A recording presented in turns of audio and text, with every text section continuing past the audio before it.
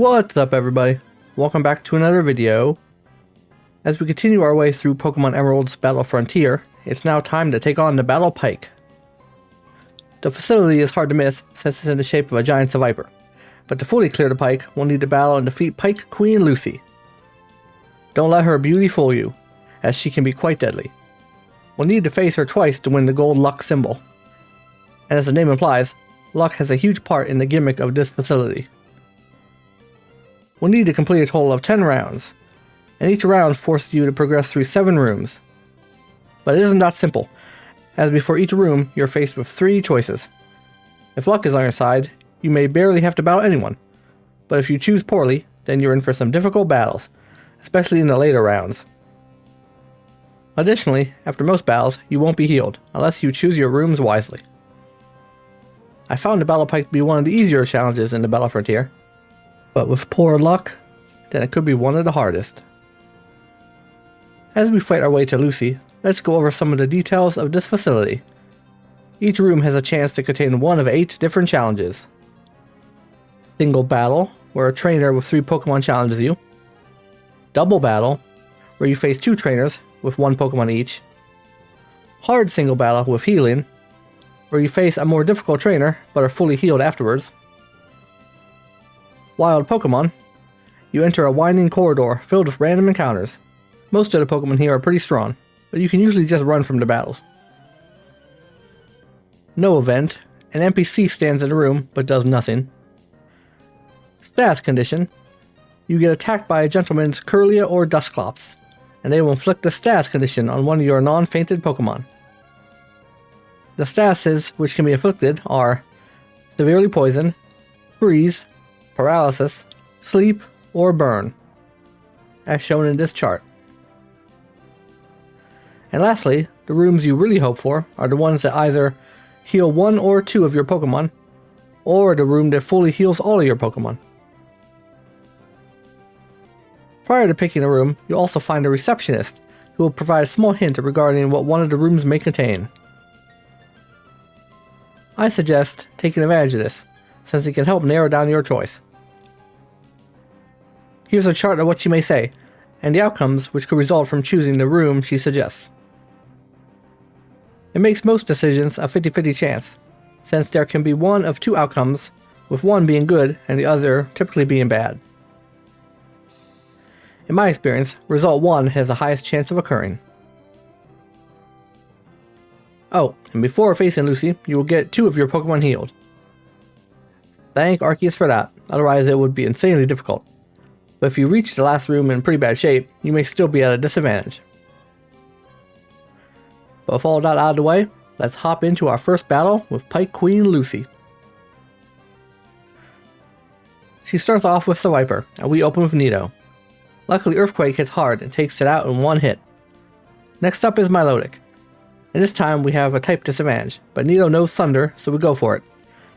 However, it does far less damage than I would have liked, and Melodic retaliates with a super effective Surf, one-shotting Nido. Unfortunately, Esper wasn't healed before the battle began, so our only choice is Carpo. We use Dragon Dance in an attempt to boost our stats, and then hit it with Return since our other moves aren't that effective. We do decent damage, but Melodic uses Ice Beam, and we end up getting frozen. Talk about a stroke of bad luck.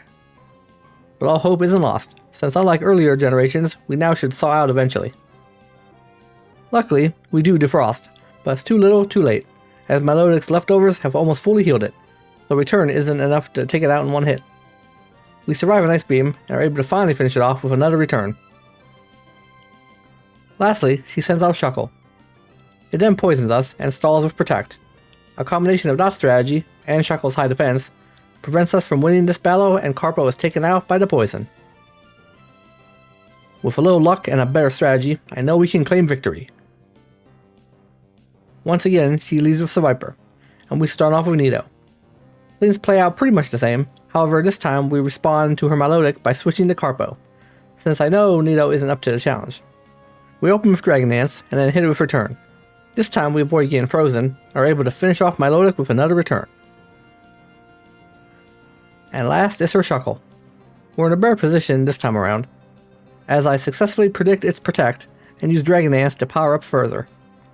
We get poisoned again, but after a couple earthquakes, Shuckle goes down and we've successfully defeated Pike Queen Lucy, earning ourselves the silver luck symbol. But this challenge is only half over.